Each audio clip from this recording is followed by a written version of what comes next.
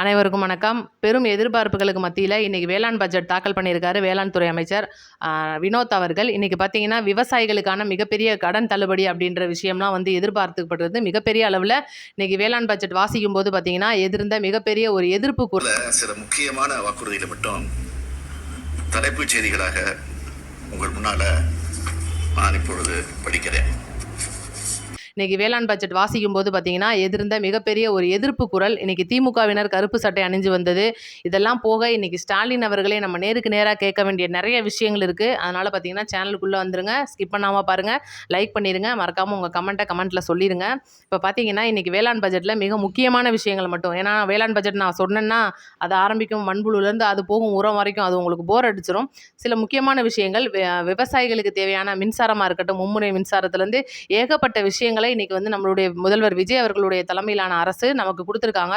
இது எந்த அளவு பார்க்கப்படுது, இதுக்கு முன்னாடி ஸ்டாலின் அவர்கள் கொடுக்கப்பட்ட அந்த ஒரு விவசாயிகளுக்கான வாக்குறுதிகள்லாம் நிறைவேற்றப்பட்டதா? இன்னைக்கு உதயநிதி அவர்கள் கருப்பு சட்டை அணிஞ்சு வந்ததெல்லாம் சரியான விஷயம் தானா? எந்த தைரியத்தில் நீங்கள்லாம் கருப்பு சட்டை அணிஞ்சு உட்காந்துருக்கீங்க? அப்போ நீங்கள் சரியாக செஞ்சுட்டு தான் உட்காந்துருக்கீங்களா? இப்படின்லாம் நிறைய கேள்விகள் நமக்கு கேட்க தோணுது. ஒவ்வொன்றா நம்ம கேட்போம்.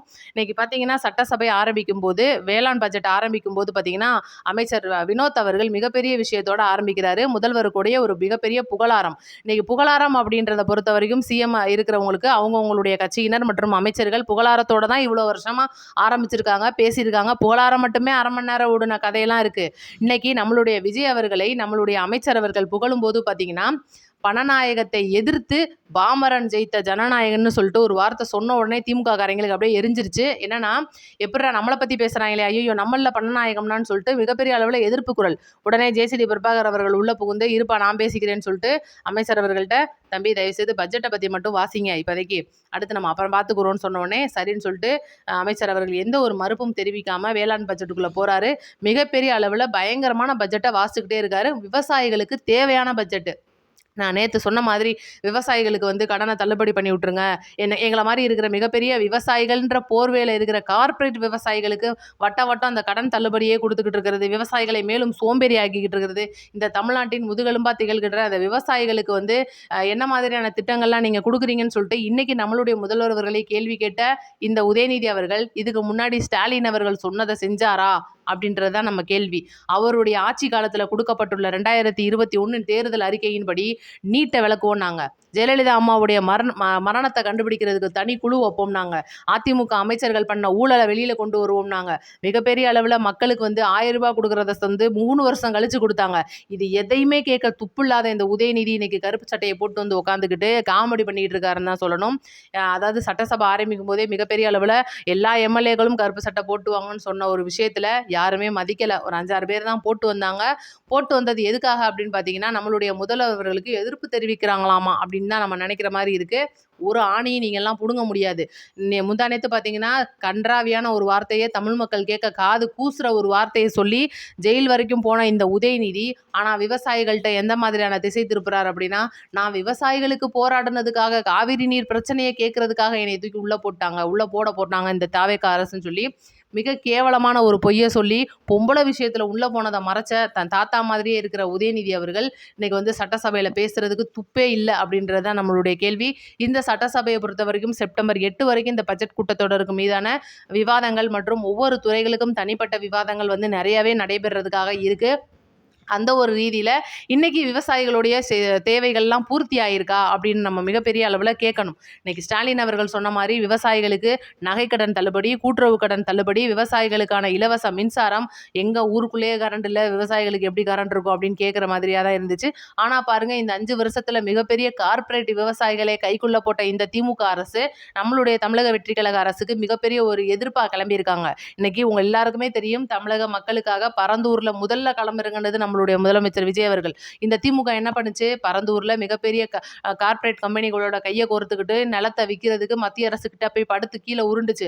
ஐயா, எங்களை ஏதாவது விஷயத்துல கைது பண்ணிடாதீங்க, இந்த தமிழ்நாட்டை உங்களுக்கு நாங்கள் கூறு போட்டு வித்துறோம்னு சொல்லி எவ்வளோ விஷயம்லாம் பண்ணின இந்த திமுக இன்னைக்கு விவசாயிகள் அப்படின்றத தனிப்பட்ட முறையில் ஒதுக்காம ஒவ்வொரு துறைகளும் நம்மளுடைய கண்ணுக்கு மாதிரியான துறைகள் பிள்ளைங்களுக்கான கல்வித்துறையாக இருக்கட்டும், மருத்துவத்துறையாக இருக்கட்டும், மகளிர் நலன் துறையாக இருக்கட்டும், மிகப்பெரிய விஷயம். ஒவ்வொரு துறையும் ஒவ்வொரு மாதிரி நமக்குன்னு சொல்லிட்டு இந்த விவசாயத்துறையை மிகப்பெரிய அளவில் கொண்டுள்ள நம்மளுடைய தமிழக அரசு இன்னைக்கு விவசாயிகளுக்காக 14,500 கோடி ரூபாய்க்கு மேலே பணம் ஒதுக்கியிருக்காங்க.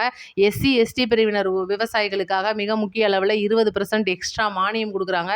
அதே போல் எஸ்சி எஸ்டி பிரிவினர் 300 பேருக்கு பம்பு செட்டு வந்து மானியத்தில் கொடுக்குறாங்க. மும்முனை கரண்டுக்கு 7,500 கோடி ரூபாய் இலவச மின்சாரம் கொடுக்குறாங்க.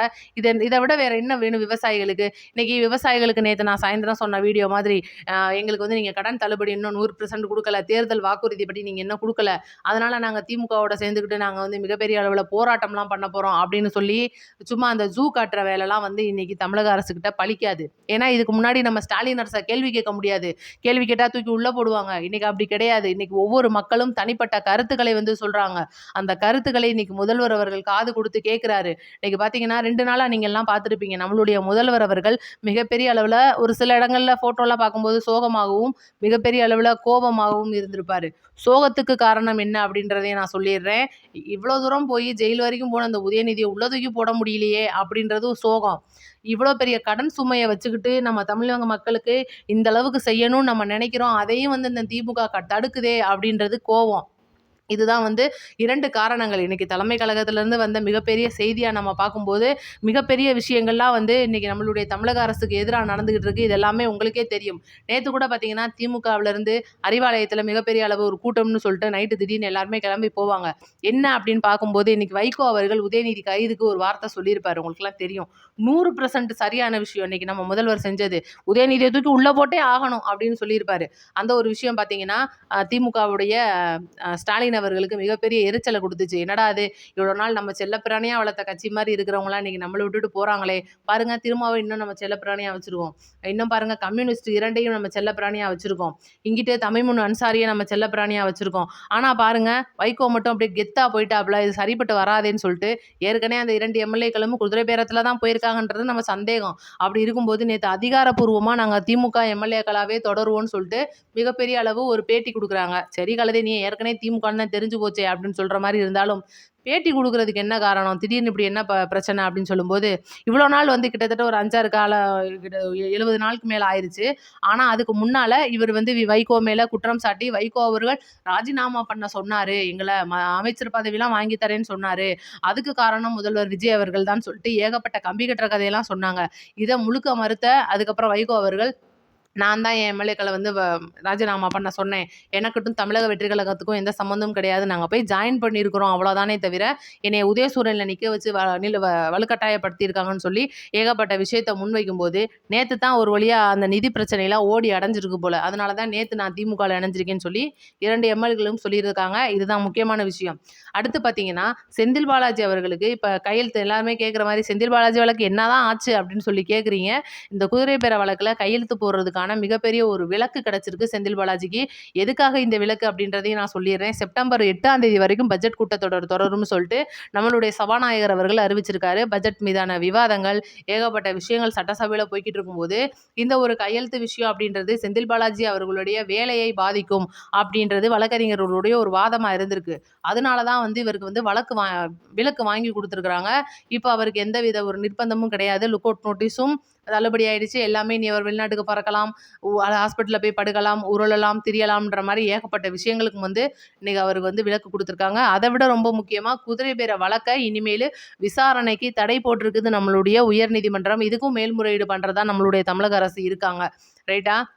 இப்போ மீண்டும் கொளத்தூரில் அந்த ஒரு மிஷின் பிரச்சனையை மிகப்பெரிய அளவில் கொண்டுட்டு வந்திருக்கிற திமுக. இன்னைக்கு நம்மெல்லாம் யோசிச்சு பாருங்க மக்களே, திமுக வந்து சொல்கிற அந்த மிஷின் பஞ்சாயத்தை நம்ம நம்பணுமா?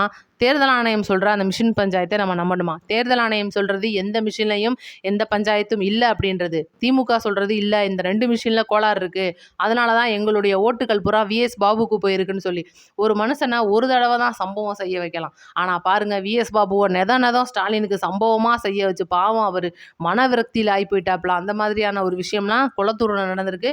நீங்கள் என்ன செக்கப் பண்ணாலும் சரி, என்ன எவ்வளோ பெரிய விஷயம் நடந்தாலும் சரி, இன்னைக்கு நம்மெல்லாம் கேட்குற ஒரே ஒரு கேள்வி, தேர்தல் நடந்திருக்கு, முடிஞ்சு போச்சு. தேர்தல் முடிஞ்ச உடனே கையில அந்த இவிஎம் மிஷினை தேர்தலுக்கு உள்ள இருக்கிற அதிகாரிகளாகவும் தேர்தலுக்கு சம்மந்தப்பட்ட திமுகவுடனுடைய பூத் ஏஜென்ட்டுகள் சைன் போட்டு கையில் கொடுத்து தான் அமுச்சு விடுவாங்க. இது எல்லாருக்குமே தெரியும். அப்போ இந்த மிஷின் ரிப்பேர்னு சொல்லி எப்படி உங்கள் பூத் ஏஜென்ட் கையெழுத்து போட்டு சீல் வச்சு கொடுத்து விட்டாப்ல, எப்படி கொண்டுட்டு போய் அந்த மிஷின் அங்கே சேர்த்தாங்க, இதெல்லாம் வந்து கேள்விகளில் வர்றது. இன்னைக்கு திடீர்னு திடுதுப்புன்னு வந்து எங்களுக்கு மிஷின் 2 பஞ்சாயத்து, அதாவது அந்த 2 மிஷின் மட்டும் மேலேயே நீங்கள் குறை சொல்கிறீங்கன்னா, அந்த 2 மிஷினை நீங்கள் ஊடால எதுவும் பண்ணீங்களா, இல்லை எதுவும் சிசிடிவிகள்லாம் மறைக்கப்பட்டிருக்கா அப்படின்றது மக்களுடைய ஒரு மிகப்பெரிய சந்தேகமாக இருக்குது. 4 நாளாக வட்டம் அடித்த சேகர் பாபுவுடைய கார் அந்த பாதுகாப்பு அறை மேலேயே மட்டுமே இருக்கிற மிகப்பெரிய ஃபோக்கஸ், என்ஆர் இளங்கோ அவர்கள் முன்வைக்கிற பாயிண்ட், இதெல்லாம் யோசிச்சு பார்க்கும்போது நீங்கள் என்ன பார்த்தாலும் ஸ்டாலின் அவர்களால் மீண்டும் சட்டசபைக்குள்ளே வரவே முடியாது. சிஎம் விஜய் அவர்கள் சிஎம்மாக இருக்கிற வரைக்கும் வரக்கூடிய அனைத்து தேர்தல்களையும் திமுக மண்ணக்கவும், வரக்கூடிய இடைத்தேர்தல்களையும் மிகப்பெரிய அளவில் திமுக மண்ணக்கவும் அப்படின்றது தான் வந்து இன்னைக்கு தமிழக மக்களின் ஒரு கருத்து. நேற்றெல்லாம் வந்து பட்ஜெட் அதை பற்றி மிகப்பெரிய அளவில் விமர்சனம் பண்ண இந்த திமுக மக்களிடையே பல்வேறு சேனல்களில் இருக்கிறவங்க, நம்ம மட்டும் கிடையாது, மிகப்பெரிய அளவில் பெரிய பெரிய சேனலில் இருக்கிறவங்க மக்கள்கிட்ட போயிட்டு கருத்து கேட்டிருக்காங்க. ஒரு மக்கள் கூட இதில் தப்பு சொல்லலை. என்ன காரணம் அப்படின்னு பார்த்தீங்கன்னா, இலவசங்கள் இல்லா ஒரு மிகப்பெரிய பட்ஜெட்டு. மக்களை இலவசமே கொடுத்து ஏமாத்துறது வேலையா, இல்லைங்க இளைஞர்களுக்கு வேலை கொடுத்து அவங்க காசுல நீ சம்பாதிச்சு சாப்பிடுன்னு சொல்றது ஒரு அரசுக்கு வந்து சரியான விஷயமா இருக்குன்னு பார்க்கும்போது, இலவசமே இல்லாத தமிழ்நாடு அடுத்து ஏஐ திட்டத்துல மிகப்பெரிய ஒரு நகரம் உருவாக போகுது. இந்தியாவில் முன்மாதிரி மாநிலமாக, முன்மாதிரி மாவட்டமாக வந்து இன்னைக்கு தமிழ்நாடு திகழ போகுது அப்படின்றது மிகப்பெரிய ஒரு விஷயம். இன்னைக்கு வாலண்டியராக வண்டியில் ஏறி இருக்கிற ஸ்டாலின் அவர்களை நம்ம பார்த்து கேட்க வேண்டிய விஷயம் என்னன்னா, ஏகப்பட்ட விஷயம் சொன்னீங்களே, நம்ம ஜெயலலிதா அம்மா மாதிரி ஸ்ட்ரைட்டாகவே கேட்போம். அம்மாவுடைய மரணத்தை நோண்டி நாங்கள் தண்டனை வாங்கி கொடுப்போம்னு சொன்னீங்களே, செஞ்சீங்களா? நீட் பிரச்சனையை எப்படியாவது மத்திய அரசு காலில் விழுந்து ஒழிச்சு கட்டுவோம்னு சொல்லி இந்த மாணவிகளை ஏமாற்றி ஓட்டு வாங்கினீங்களே, செஞ்சீங்களா? மக்களுக்கு வந்து 1000 ரூபாய் கொடுப்போம் அப்படின்னு சொல்லிட்டு 3 வருஷம் கழிச்சு கொடுத்தீங்களே, செஞ்சீங்களா? அதுவும் குறிப்பிட்ட மக்களுக்கு. இன்னும் விவசாயிகளுக்கான கடன் தள்ளுபடி கொடுப்போம்னு சொன்னீங்களே, செஞ்சீங்களா? அப்போ எந்த தைரியத்தில் நீங்கள் இன்றைக்கி கருப்பு சட்டை போட்டு வந்தீங்க? பெட்ரோலுக்கு 100 ரூபா பெட்ரோலுக்கு 5 ரூபா மானியமும் கேஸுக்கு 100 ரூபா மானியமும் கொடுப்போங்கன்னு சொன்னீங்களே, செஞ்சீங்களா? வந்தீங்க, கலைஞர் அவர்கள் பேரை பூரா தமிழ்நாட்டுக்கு என்னமோ உங்கள் அப்பை விட்டு சொத்தை அள்ளிட்டு வந்த மாதிரி வச்சிங்க. இதெல்லாம் செஞ்சு கொடுத்துட்டு கடைசியில் இன்றைக்கி எங்கள் திட்டத்துக்கு ஸ்டிக்கர் ஒட்டுறாருன்னு சொன்னீங்களே, துப்பு இருக்கா அவங்களுக்குலாம் கேட்குறதுக்கு? ஒவ்வொரு திட்டத்துக்கும் பேர் வைக்கிறது, நிதி ஒதுக்கிட்டு நிதி ஆட்டையை போட்டு வீட்டுக்கு போகிறது மட்டும்தான் திமுகவுடைய வேலையாக இருந்துச்சு. இன்னைக்கு 44,000 கோடி ரூபாய் பள்ளிக்கல்வித்துறைக்கு ஒதுக்கியிருக்காங்க. இதுக்கு முன்னாடி 46,000 கோடி ரூபா நீங்கள் ஒதுக்கியிருக்கீங்க. ஆனால் என்ன பண்ணீங்க? திட்டம் என்ன பண்ணீங்க? எத்தனை வருஷம் பிள்ளைங்களுக்கு லேப்டாப் கொடுத்தீங்க? அப்போ அந்த காசெல்லாம் எங்கே போச்சு? இன்னைக்கு மக்கள் வந்து கேட்குற கேள்விகளுக்கு உங்களால் பதில் சொல்ல முடியுமா? இந்த நாக்கை இழுத்து பிடிச்சி கேட்குற மாதிரி மக்கள் கேட்பாங்க. உங்களால் பதில் சொல்ல கேட்க முடியுமா? அப்போ வந்து நீங்கள் நாண்டுக்கிட்டு என்ன பண்ணணும்? அதுதான் வந்து இன்னைக்கு நிலைமையாக இருக்குது. அதனால் இன்னைக்கு அரசை விமர்சனம் பண்ணுறோம் அப்படின்ற பேரில் தப்பாக பேசுறது, நடிகைகளை வந்து இழுத்து வச்சு பேசுறது, இதெல்லாம் நீங்கள் நிப்பாட்டிக்கிட்டீங்கன்னா ஏதோ வருங்காலத்தில் இந்த கட்சி இருக்குன்னாது மக்கள் நம்புவாங்க. இல்லைன்னா நம்மள மாதிரி இருக்கிறவங்களுக்கு கூட பேரம்பேத்திகள் காலத்துல வந்து திமுக அப்படின்னு ஒரு கட்சி ஒரு காலத்துல இருந்துச்சாம். அதுக்கு ஸ்டாலின், கலைஞர், அப்புறம் உதயநிதி இந்த மாதிரி ஆட்கள்லாம் இருந்தாகலாம் அப்படின்ற மாதிரியான வரலாறு பேசும் மக்களே. அதனால இந்த திமுக அப்படின்ற ஒரு மண்ணா போன கட்சியை பத்தி நம்ம நினைக்கவே வேண்டாம்.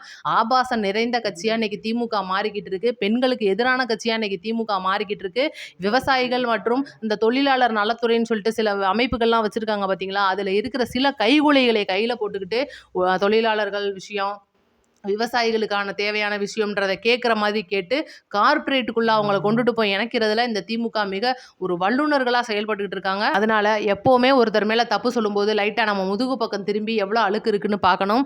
இன்னைக்கு வந்திருக்கிற 80 நாளான தமிழக வெற்றி கழக அரசு மக்களுக்கு என்ன பண்ண போகிறாங்க அப்படின்றத வரக்கூடிய அடுத்த பட்ஜெட்டான மார்ச் மாதத்தில் கேள்வி கேட்குறதோட நிறுத்திக்கோங்க. அதை விட்டு நீங்கள் இவ்வளோ கொள்ளையடிக்க போகிறீங்க, அவ்வளோ கொள்ளையடிக்கிறீங்க, நாங்கள் ஆல்ரெடி கொள்ளையடிச்சு வச்சுருக்கோம்னு சொல்லிட்டு மீண்டும் மக்களை முட்டாளாக்கணும்னு நினைக்கக்கூடாது. இதை பற்றி உங்கள் கருத்துக்களை கமெண்ட்ல சொல்லிட்டு போயிருங்க மக்களே. அடுத்த வீடியோவில் சந்திப்போம். நன்றி, வணக்கம்.